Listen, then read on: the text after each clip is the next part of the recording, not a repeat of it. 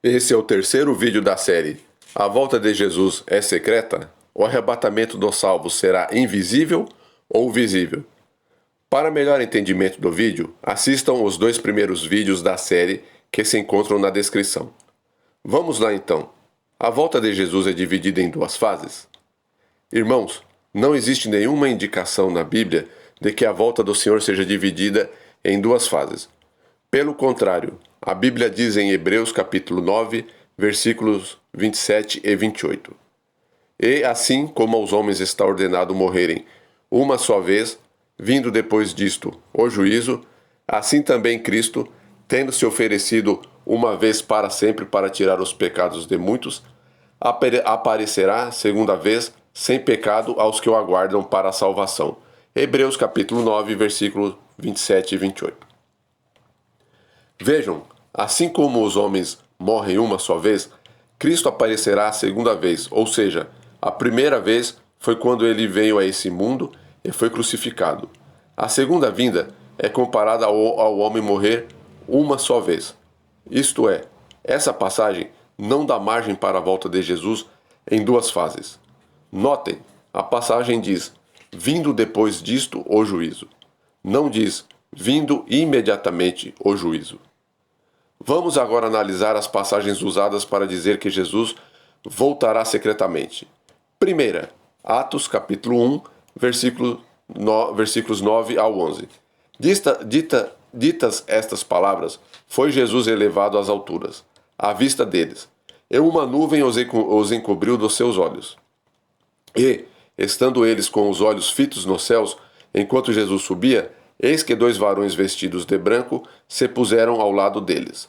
Eles disseram, varões galileus, por que estáis olhando para as alturas? Esse Jesus que dentre vós foi assunto ao céu, virá do modo como o viste subir. Atos capítulo 1, versículos 9 a 11. O argumento é, Jesus foi visto apenas pelos crentes quando foi elevado entre as nuvens, e vai voltar do mesmo modo.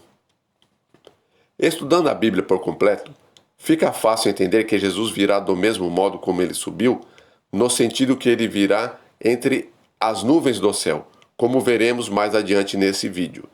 É argumentado também que nenhum ímpio viu Jesus após o mesmo ressuscitar.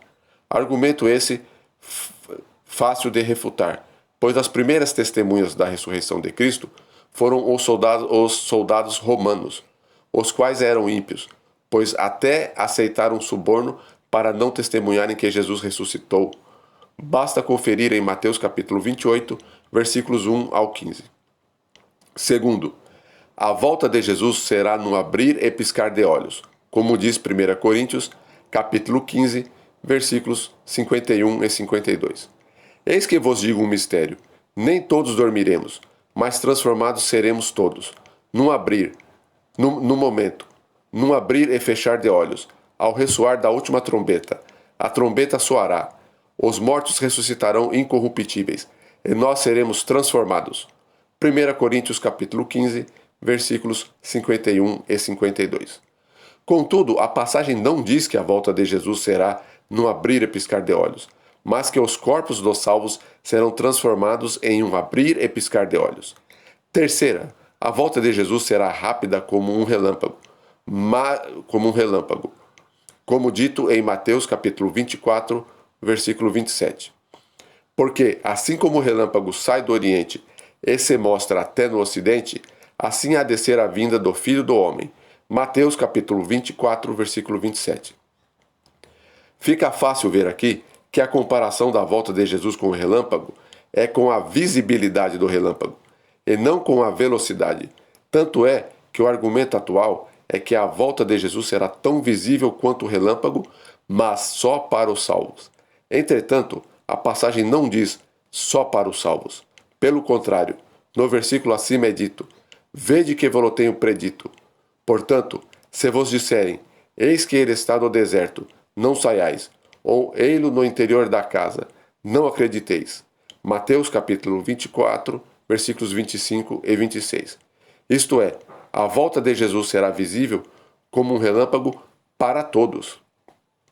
Quarto, a volta de Jesus é comparada com os dias de Noé. É argumentado que Noé entrou na arca e ninguém viu. Os animais entraram na arca e ninguém viu também.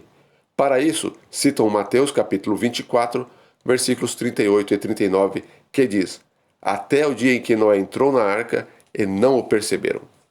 Contudo, analisando o contexto, veremos que o texto diz exatamente o contrário. Vamos ler as passagens por completo. Pois, assim como foi nos dias de Noé, também será a vinda do Filho do Homem. Porquanto, assim como nos dias anteriores ao dilúvio, comiam e bebiam, casavam-se e davam-se em casamento, até o dia em que Noé entrou na arca e não o perceberam, senão quando veio o dilúvio e os levou a todos. Assim será também a vinda do Filho do Homem. Mateus capítulo 24, versículos 37 ao 39. Essas passagens impedem por completo o ensinamento de que Jesus voltará secretamente, levará os salvos para o céu e os que ficarem terão uma segunda chance, mesmo que em tempos de tribulação. E vamos aos motivos. Quando Noé entrou na arca, houve chances de salvação para alguém? Alguém se salvou depois, exceto os salvos que eram Noé e sua família? O que aconteceu então, como diz a passagem? Senão, quando veio o dilúvio, ele levou a todos. Mateus capítulo 24, versículo 39. Isso é, todos os que não estavam salvos foram destruídos. Ninguém foi deixado vivo para trás. Não houve segunda chance para ninguém. Não houve duas fases no dilúvio. Portanto, a parte que diz, e não o perceberam, não é porque a construção da arca foi secreta. Os animais entraram secretamente na arca, etc. Mas sim porque, como acontece nos dias de hoje, em que os sinais da volta de Jesus se mostram mais e mais, mas as pessoas não estão nem aí, assim aconteceu nos dias de Noé. Tanto é que Lucas capítulo 17, versículos 26 ao 29, completa: e, como aconteceu nos dias de Noé, assim será também nos dias do Filho do Homem. Comiam, bebiam, casavam-se e davam-se em casamento, até o dia em que Noé entrou na arca, e veio o dilúvio e os consumiu a todos. Como também, da mesma maneira, aconteceu nos dias de Ló. Comiam, bebiam, compravam, vendiam, plantavam e edificavam. Mas no dia em que Ló saiu de Sodoma, choveu do céu fogo e enxofre e os consumiu a todos. Lucas, capítulo 17, versículos 26 ao 29. Não há como a volta de Jesus ser secreta e dividida em duas fases. Porque, além da mesma ser comparada ao dilúvio, ela também é comparada à destruição de Sodoma e Gomorra, evento qual não foi secreto, não teve duas fases, não teve segunda chance para ninguém que não estivesse salvo naquele momento, e não teve nada de secreto. Quinto, estando então, dois estarão no campo, um será tomado e deixado outro. Duas estarão trabalhando no moinho, uma será tomada e deixada a outra. Mateus capítulo 24, versículos 40 e 41. É óbvio que alguns serão levados e outros serão deixados, mas não é dito que quem não for arrebatado será deixado vivo. Não é dito também que quem for deixado não verá o salvo sendo ajuntado com os senhores nos ares. Isto é, os salvos serão arrebatados e os ímpios serão deixados e serão destruídos. Sexto, a volta de Jesus será secreta, porque Jesus virá como um ladrão. Contudo, quando lemos qualquer passagem na Bíblia que compara a volta de Jesus a um ladrão, não é no sentido que o ladrão seja furtivo e secreto, mas no sentido que o ladrão não avisa o dia e nem a hora em que o mesmo vai atacar. Pois vejamos 2 Pedro capítulo 3, versículos 10 ao 12.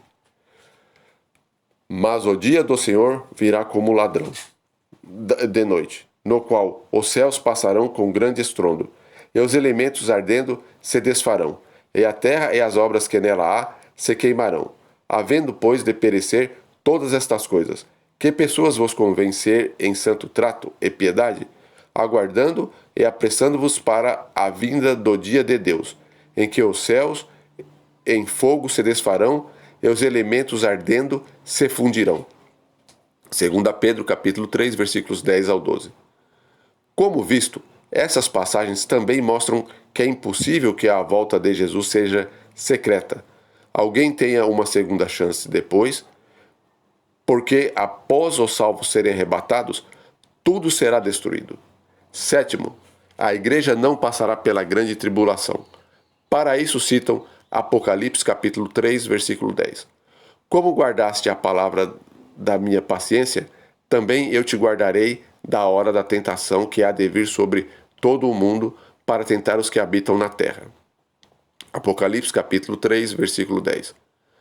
A igreja passará pela grande tribulação porque, como visto até aqui, depois da volta de Jesus, tudo será destruído e não há nada de duas etapas na volta do Senhor. Até mesmo a besta e o falso profeta serão mortos na volta de Jesus, como descrito em 2 Tessalonicenses capítulo 2, versículo 8. Será, de fato, revelado o iníquo, a quem o Senhor Jesus matará com o sopro de sua boca e o destruirá pela manifestação de sua vinda. 2 Tessalonicenses capítulo 2, versículo 8.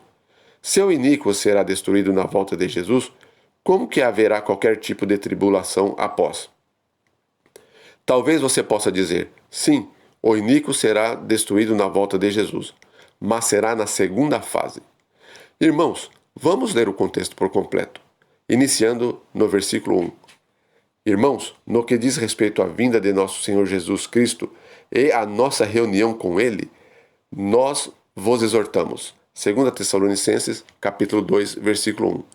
Vejam, Paulo fala da vinda do Senhor e da reunião da igreja com Jesus. E se você continuar lendo o capítulo, verá que o iníquo, o engano, a apostasia, perseguição, etc., serão acontecimentos anteriores à reunião dos salvos com Jesus. Jesus virá com as nuvens do céu e esse evento será visível e audível para todos. Então aparecerá no céu o sinal do Filho do Homem.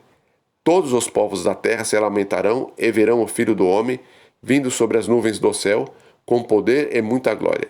Ele enviará os seus anjos com grande clangor de trombeta, os quais reunirão os seus escolhidos dos quatro ventos de uma a outra extremidade dos céus. Mateus capítulo 24, versículos 30 e 31. Prestem atenção.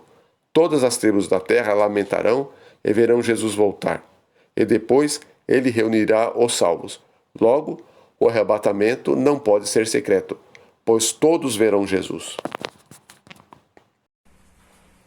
Irmãos, como visto então no vídeo, a volta de Jesus não é dividida em duas fases, é um evento único, não é secreta também, e como vimos também, o povo de Deus passará pela grande tribulação.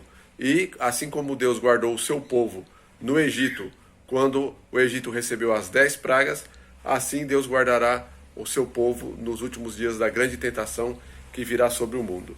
Também, para sustentar essa doutrina de que Jesus voltará secretamente e arrebatará os salvos, e depois haverá 7 anos de grande tribulação, eles usam Daniel capítulo 9, versículo 27.